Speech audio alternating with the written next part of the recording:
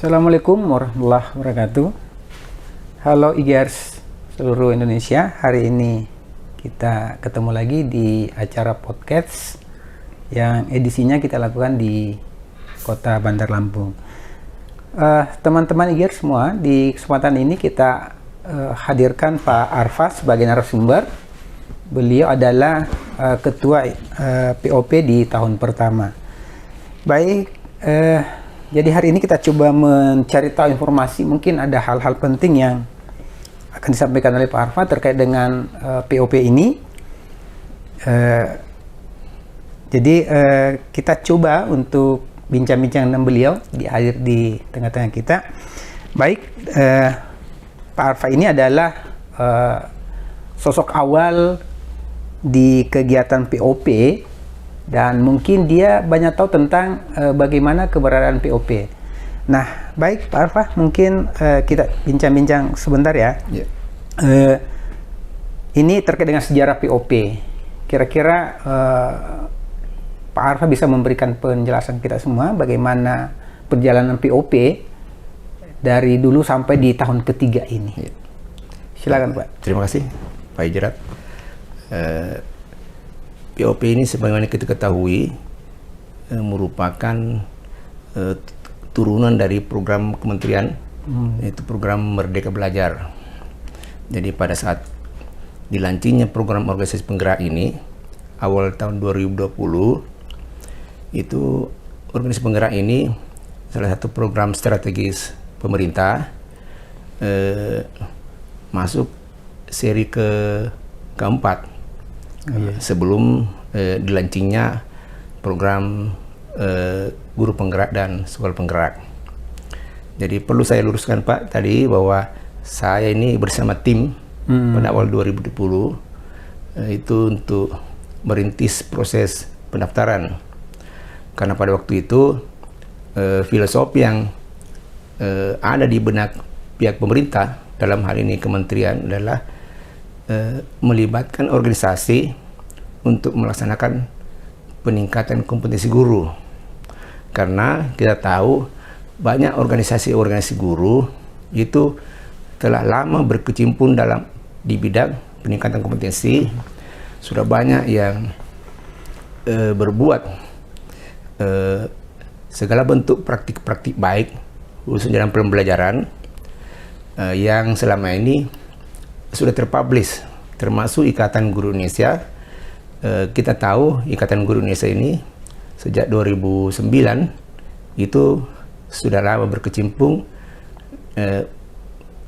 di mana hampir seluruh programnya adalah bertujuan untuk meningkatkan kompetensi guru. Nah, sedangkan program POP ini melalui proses pendaftaran pada waktu awal 2020, proses tersebut tidaklah mudah, karena sasaran POP Ikatan Guru Indonesia itu sangatlah luas, hampir menyebar di seluruh penjuru kabupaten kota provinsi di Indonesia. Jadi pada saat itu dengan usaha tim bersama-sama dalam melaksanakan proses tersebut, melaksanakan MOU dengan pemerintah daerah, sehingga menghasilkan terpilih IGI sebagai salah satu organisasi yang diberikan kepercayaan untuk melaksanakan program tersebut.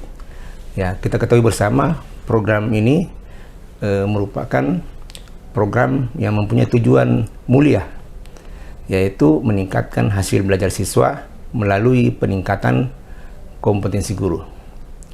Jadi Pak Ijrat bisa saya jelaskan sini bahwa pada saat itu penyusunan proposal, Ikatan Guru Indonesia diberikan kertas kosong. Kertas kosong ini yang saya maksud adalah kita sendiri yang mendesain, merencanakan model pelatihan yang selama ini kita sudah lakukan, yang terbukti memberi dampak terhadap peningkatan kompetensi guru. Jadi pihak kementerian ini tidak mencampuri teknis model pelaksanaan kegiatan ini. Kita hanya diberikan ruang yang seluas-luasnya untuk menciptakan model-model pelatihan yang selama ini terbukti, yang saya kira IGI sudah lama ya berpengalaman selama ini, bahkan sampai ke pelosok-pelosok daerah ya, di daerah-daerah 3T, daerah-daerah terpencil itu anggota IGI telah melaksanakan hal seperti ini. Jadi program ini adalah program yang sangat mulia, yang kita harus jawab tantangan ini untuk dilaksanakan dengan penuh rasa tanggung jawab. Karena sekarang alhamdulillah sudah masuk tahun ketiga, Pak, dan kita semua lalui prosesnya. Proses tersebut sudah dirasakan selama ini.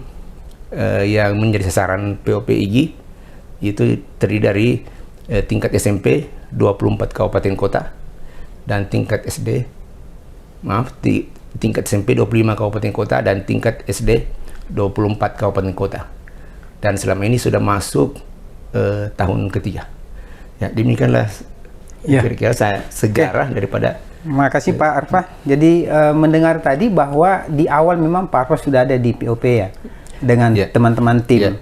Nah, mungkin tidak apa-apa disampaikan timnya siapa-siapa saja di awal itu. Di awal itu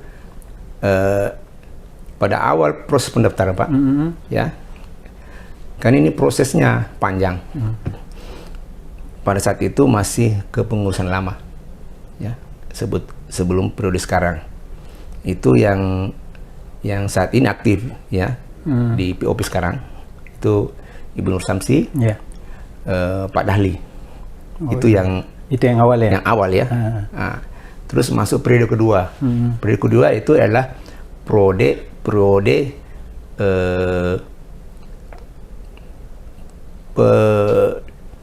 untuk berkomunikasi dengan pihak Pemda dalam menyusun membuat MOU dengan pemerintah daerah. Nah, itu sudah masuk, Pak, di periode kepengurusan yang baru ini. Oh gitu. Jadi sebenarnya ini POP di IGI ada 2 tahap.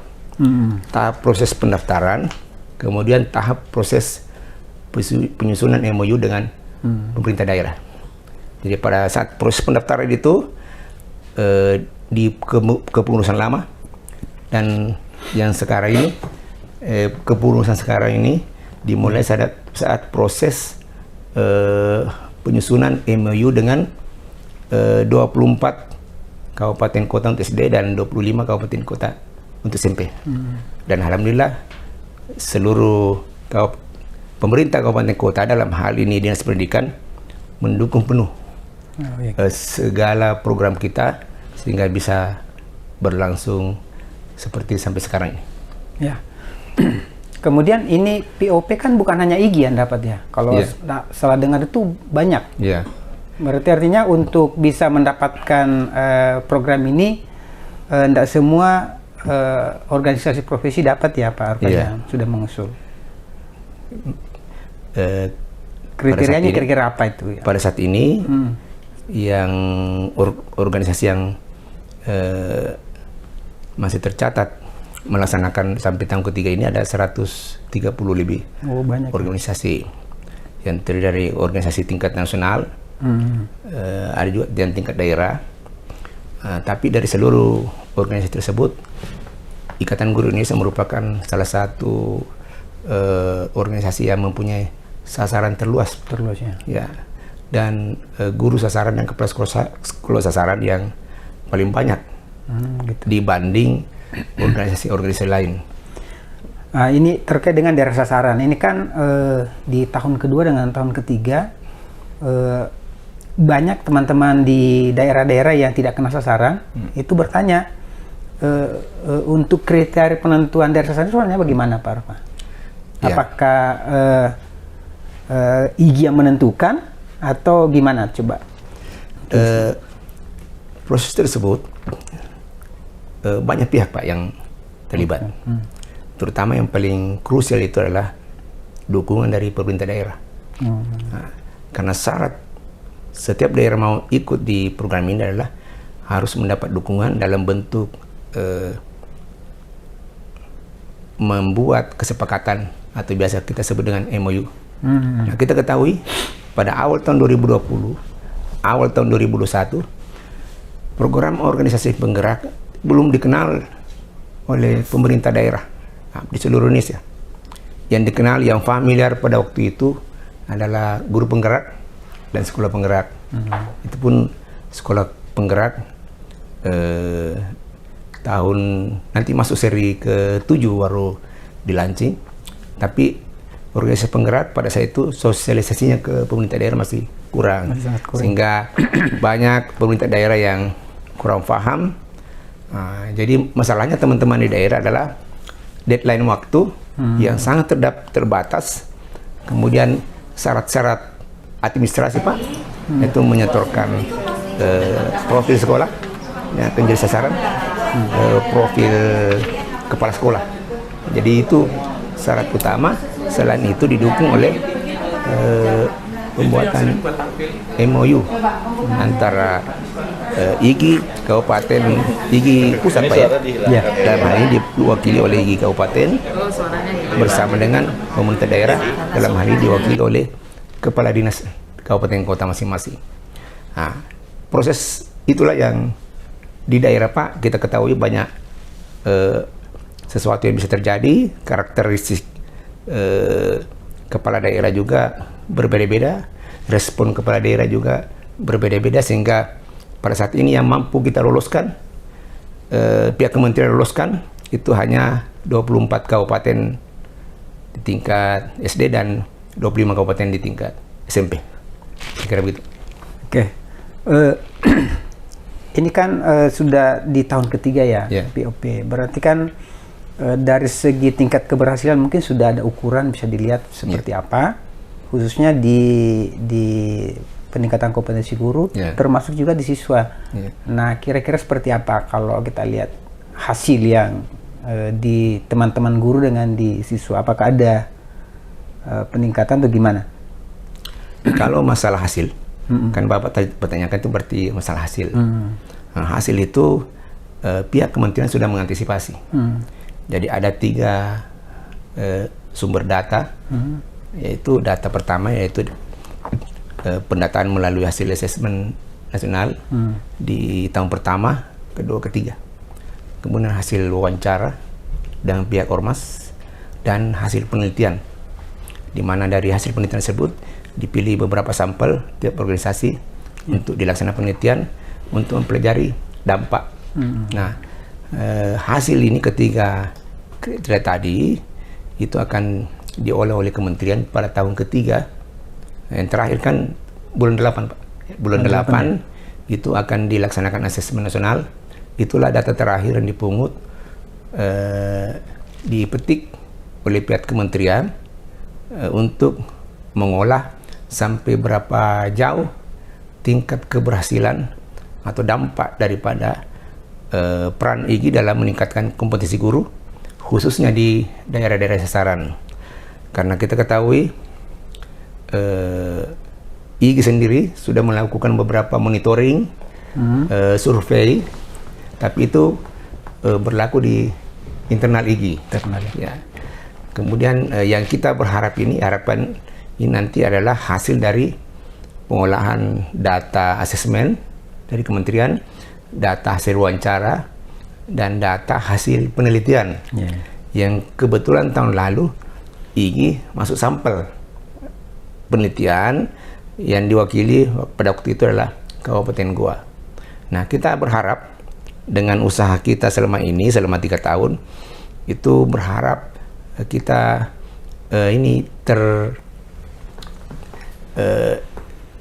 dinilai oleh pihak kementerian melalui hasil evaluasi tersebut sebagai salah satu ormas yang betul-betul memberikan dampak dari program yang telah kita jalankan selama 3 tahun ini.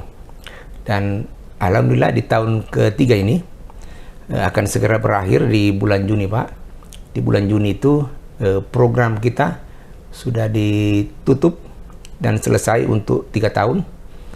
Selanjutnya kita berharap hasil evaluasi pihak kementerian itu yang dilakukan IGI selama ini itu saya kira semua kita IGIers berharap bahwa model pelatihan kita terapkan selama ini menjadi rule atau model nasional ataukah model regional yang akan menjadi rule model yang digunakan oleh pihak kementerian dalam menciptakan meningkatkan hasil belajar siswa melalui peningkatan kompetensi guru. Ya, ini terkait dengan kendala atau tantangan yang dihadapi selama ini, terutama di penggunaan anggaran. Kira-kira dari segi serapan anggaran itu seperti apa, Pak Arfa? Ya, alhamdulillah hasil pelaporan kami selama ini ke pihak kelompok kerja yang menangani POP di GTK, Kementerian Pendidikan, Riset dan Teknologi, organisasi Ikatan Guru Indonesia termasuk ormas yang mempunyai daya serap tinggi terhadap penyerapan anggaran. Di samping itu, daya serap tinggi juga kita mempunyai realisasi kegiatan yang hampir 100% Pak, sekitar 99, sekian persen itu realisasi kegiatan dan anggaran. Dan ini berlanjut untuk tahun ketiga, dan kita berharap di tahun ketiga ini itu lebih ditingkatkan lagi dari realisasi anggaran maupun realisasi kegiatan kita, sehingga bantuan pemerintah ini yang merupakan kerjasama pihak pemerintah dengan Ikatan Guru Indonesia itu mampu betul-betul menghasilkan sesuatu yang berdampak khususnya terhadap guru-guru sasaran dan sekolah-sekolah sasaran di seluruh sasaran IGI di 24 kabupaten kota untuk SD dan 25 kabupaten kota SMP. Gitu ya. Nah, ini kan untuk penggunaan anggaran itu kan berdasarkan RAB ya Pak Arfa. Ya, artinya tidak bisa keluar dari rencana yang sudah ditetapkan. Jadi mungkin orang luar menganggap bahwa dana-dana yang digunakan ini mungkin ada dana-dana yang dimanfaatkan untuk di tempat lain. Padahal kan semuanya berdasarkan RAB.